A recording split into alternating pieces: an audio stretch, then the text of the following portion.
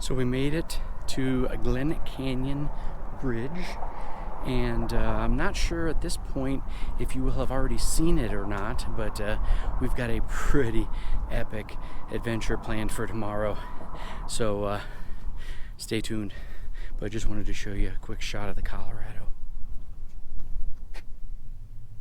Sure is beautiful out here. You ask a lot of people where Vermilion Cliffs are and they'll never have any idea. And man, you got to come out here and see this. It's amazing.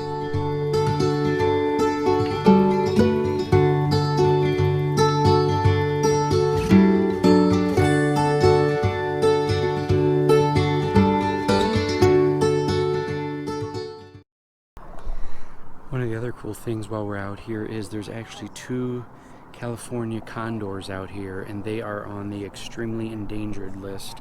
I don't know if you'll be able to see with this widescreen camera angle, but let me take you over here. Here's one sitting on the rock. Right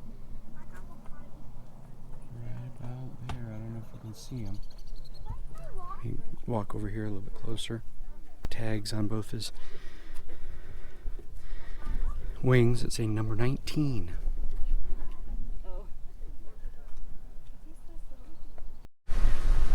So one of the options we had when we were coming out this way was to stay out on some BLM land. It's an area called Soap Creek Dispersed Camping on Bureau of Land Management land. And so we decided, even though we're staying in the campground, we decided to come out here and take a look and see what it would have been like. When you come in, you can either go right or left at the T in the road, and if you go right, that's where most campers go. It's a lot easier to navigate. But if you go left, you come out here to this spot, and well, let me just tell you this, it would be well earned. We followed actually a small little airstream coming in. I don't know how we got through this. I'll take a couple little videos on the way out about what the road looks like. It's brutal. So, but yeah, this is one of the campsites out here. So I figured I'd take you over and show you what you could do if you decide you're adventurous enough to come out to Soap Creek Dispersed and take the left at the fork.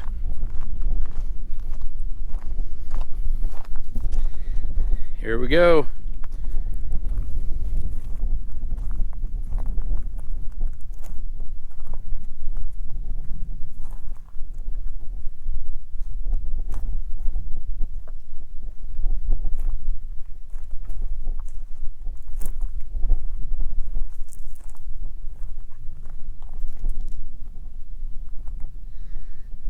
You can park right here on this cliff. I'm on campsite number 2, but right now campsite number 1 we passed, and literally you can park like 2 inches from the edge of the cliff. Michelle made the comment that if we had those severe winds like we had yesterday in the Grand Canyon, there's no way we'd be parking there. Get fear of being blown off the ledge. But here's another view over here. The mighty Colorado River. It's gorgeous out here. It's super quiet. As you can imagine, there's nobody out here other than that couples that's dragging their airstream out here. We talked to them real briefly when we went past them, and I said to them, you know, if you're going to drag that thing all the way out here, you better be staying all 14 nights. They said they're staying out here 1 night. There is no way I would have gone through what they went through for 1 night stay when there was some other spots easily accessible without any rocks in the way. But yeah, I'll take a quick video, or I'll have Michelle do it from her side when we drive back out to show you what the road looked like coming in. All right, I figured I'd show you guys some of the road coming in. Now remember, we're actually headed out, so you know, the opposite direction if you're coming in off of the 89A or whatever that is. So I'll give this to Michelle and she'll videotape it for you.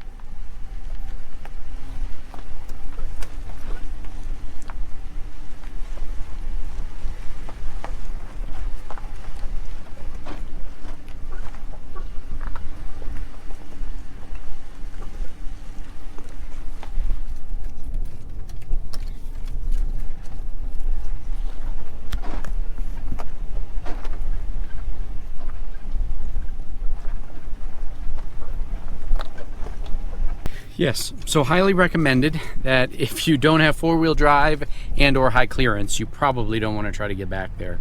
That was, may have looked stable because of the stabilization in this GoPro, but it was really, really rough. So, thanks guys. Kyle's pumping up the kayak for us. Getting it ready for our 10-mile trip down the Colorado River on Horseshoe Bend. I'll give you a look around.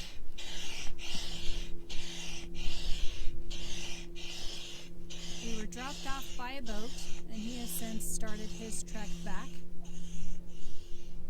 We are going to be kayaking down the river, so we'll have the advantage of the current. And these are some big groups.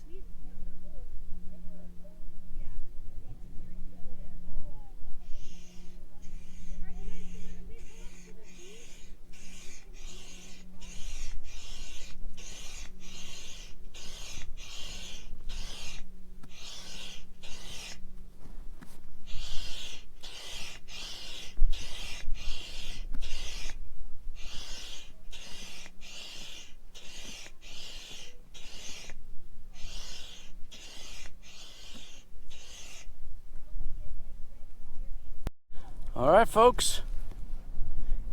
The Wandering Shores are on the Colorado River in their inflatable kayak. The best part about this, other than the amazing trip that we're about to take, is there's no alligators. Yeah. In case you haven't seen that, make sure you check out my trip down the Withlacoochee River in Florida. So I'll tag that below in the comment. All right, so today we are using a outfitter company called Kayaking the Colorado, and basically what they do is they pick you up at Lee's Ferry, which I told you about before, and they take you up via boat about 10 miles, about a mile north of the epic, and I say epic, Horseshoe Bend. So we are going to get to see the Horseshoe Bend from an angle most people don't get to see. So we're actually only about 1 mile north of there. So when we get to that point, we'll make sure that we bring you guys back on the video and show you what it looks like from down here. And then tomorrow we're actually going to be up there. So thanks for following, and we'll take you along on this beautiful, beautiful day. We are coming to the point way up there. Are all the people taking photos of Horseshoe Bend and sure posting them on Instagram? I'll be sure when I get back to check for ones posted today and tagged the Horseshoe Bend to see if we might happen to be in one floating around in this yellow banana. It's beautiful down here.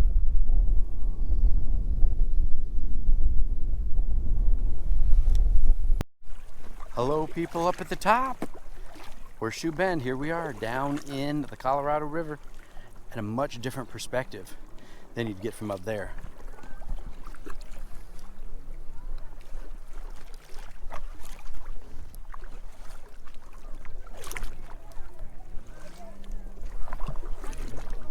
Gorgeous.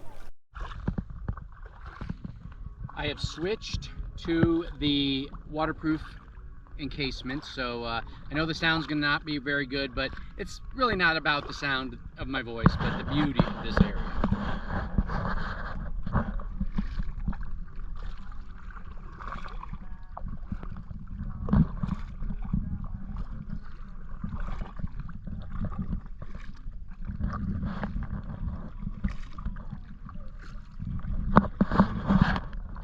We also just hit our first geocache. We've been geocaching for about a year now, but we officially have hidden our first one while we're out here on the Colorado. So when we get back, we're going to upload the GPS points and post that on the geocaching.com app. And we're pretty excited because every time somebody finds it, it's going to notify us, and that's pretty cool. We'll see how many people make it all the way out here to find this geocache. I also put the waterproof case on so that I can show you guys some underwater shots. This water is super clear.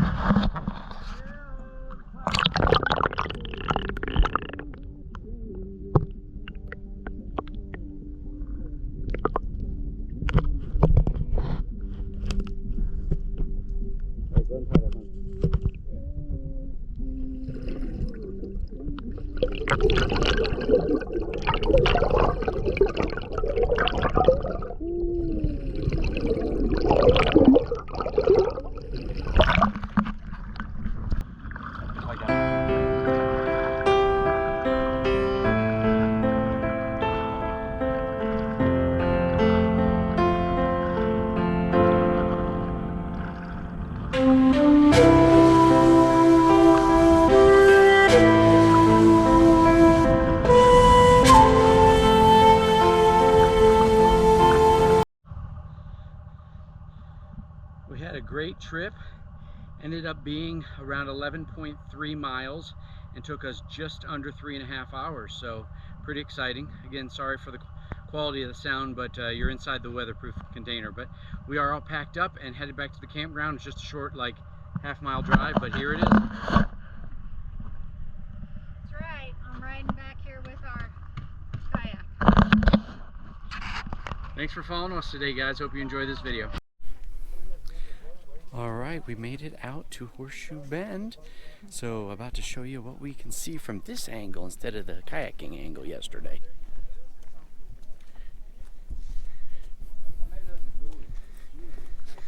No, they're kayaks. They are? Yeah, we actually kayaked it yesterday. Oh, look down. Come here. No, it's okay. Just you can fall over. It's like vertical, man. Look down here. You did amazing. Hello from Page, Arizona. Hi. Big Bend. We were down there yesterday. We were kayaking. The Colorado River. The Colorado River. Yeah, so it brought us upstream to around there yesterday, and then we kayaked with the Quite a current scene going out back. here at Horseshoe Bend. All right. If you're seeing this, it's probably directly after our visit to Horseshoe Bend at the top, not including the kayak trip that we took yesterday. So today we are doing what is referred to as the New Wave Trail. So there is a trail that is pretty famous here in Arizona called the Wave, and in order to hike that trail you have to have a special permit, and it's a lottery system. I've entered the lottery 4 consecutive months to try to get tickets and have not made it. They only allow about 65 people a day now. It used to be 20. But this is the newer version. It's similar, they say, with the beautiful rocks, but it's about 2 miles, I think, total, and we'll take you and show you what the New Wave hike is all about.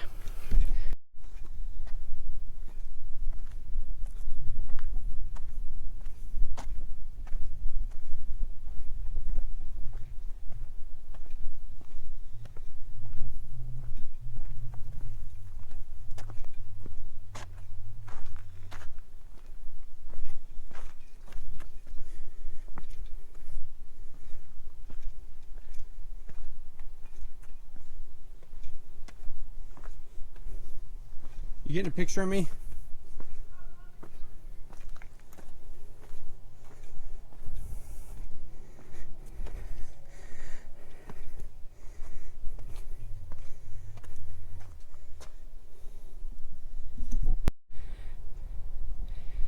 So basically this trail is a little lollipop with an offshoot off to the side. Definitely come out to what they, on the trail marker it said viewpoint, 1/4 mile from where it splits, but this is the viewpoint. You can see Michelle sitting over there chilling. I climbed up a little bit from down there and figured I'd walk around the edge here and see what it's like up here and take you guys with us, or with me.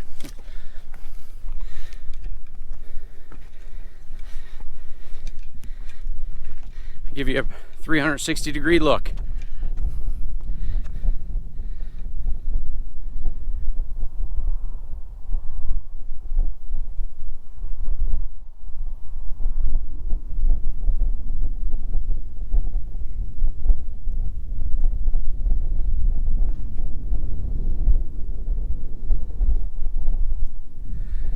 Off in the distance there, I don't know if you saw it, I'll turn around here a second. That is Lake Powell. There's some camping down that area too.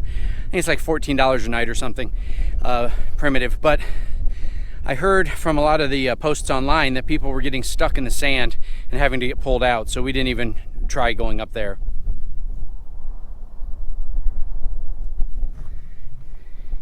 Yeah, this is a really nice hike. It's a fairly easy hike.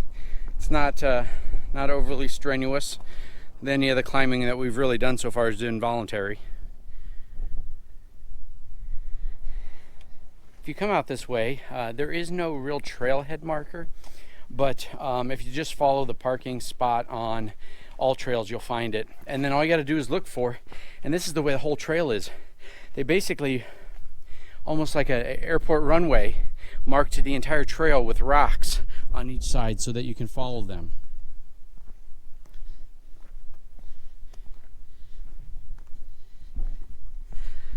So it makes it super easy to follow this trail. Thumbs up to whoever did that.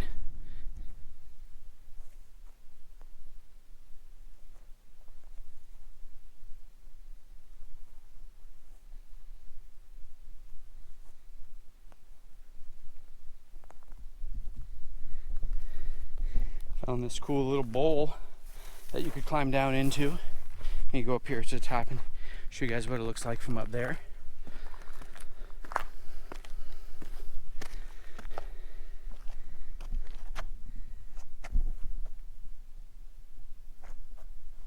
So we just finished up the New Wave Trail. It's beautiful. These rock formations are incredible. It's super easy to walk on this stuff. I mean, it's super tacky, so you can walk up pretty steep inclines on a few times that you have to, just because your rubber and your shoes are sticking so good. So yeah, it's definitely worth it. It's about a 2-mile lollipop loop with that little offshoot for what they call the viewpoint. So on all trails, I'll put the name below. They call it something other than the New Wave Trail. I think it's called like Rock Path Trail or something like that. So but I found it on a different website and then corresponded it with All Trails, and so I'll put the name that All Trails uses along with the information on the trail here in the video. And I just found some painted rocks. It's not the years in your life that matter, it's the life in your years. And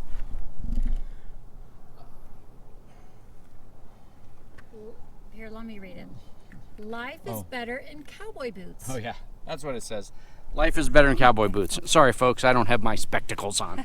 So here's our trail parking head, or the trailhead that we parked at, though it's not really marked as a trailhead. So just follow the instructions on All Trails. Again, beautiful trail. And we are off on another trail tomorrow. It's a much longer trail. I think it's like 6 miles, and it's pretty incredible from everything we've heard, but it's about an hour and a half from where we're parked. So we'll take you tomorrow with us. Thanks guys. Good morning. We departed around 6 a.m. from the campground. It was about an hour and a half drive up here to this exciting hike that we're about to go on. It is called Wire Pass to Buckskin Gully, and we're looking forward to seeing what the trail has in store for us. And I think we're probably going to have a lot of still images to put in some of the images. So thanks for following. So we are here in Wire Pass and Buckskin Gulch. As you can see, we are in some pretty amazing slot canyons. But what makes this even better is I found a rattlesnake. He's a small baby diamondback, it looks like. I'm going to get you as close as I can without getting killed.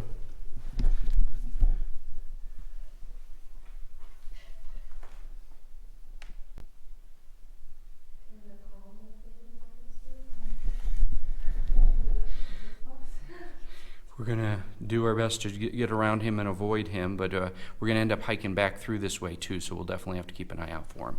So I'll let you know if anyone gets bit, and if they do, I'll put it on video so that, you know, we go viral. Okay, so he or she has curled back up under the rock, and we've tried to make a couple denotions here with the some rocks in the middle so that people think, oh, why are those there? And then I wrote an S in the sand, but again, it's going to disappear here in about 2 seconds, I'm sure. But yeah, this is exciting. Not often you get to see a rattlesnake, especially a baby, up this close, and in an amazing place like this.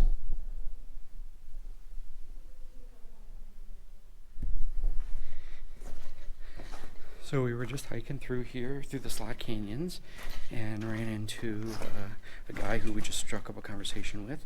Turns out he lived in Indianapolis for about 10 years. So small world. But yeah, it's beautiful. It's nice and cool in here.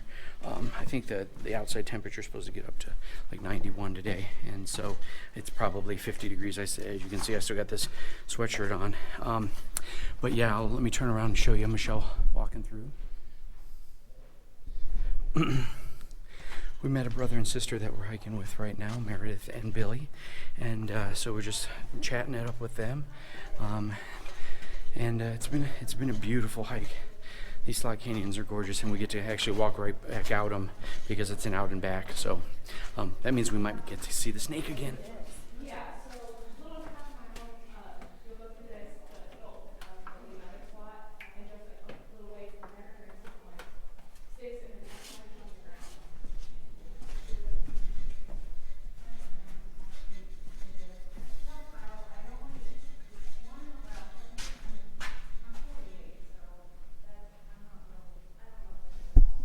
Bitten it twice.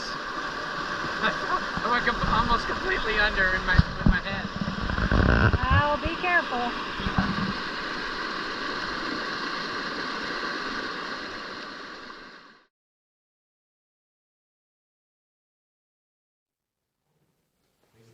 He's gonna hide under there, and then we'll go over all those. Someone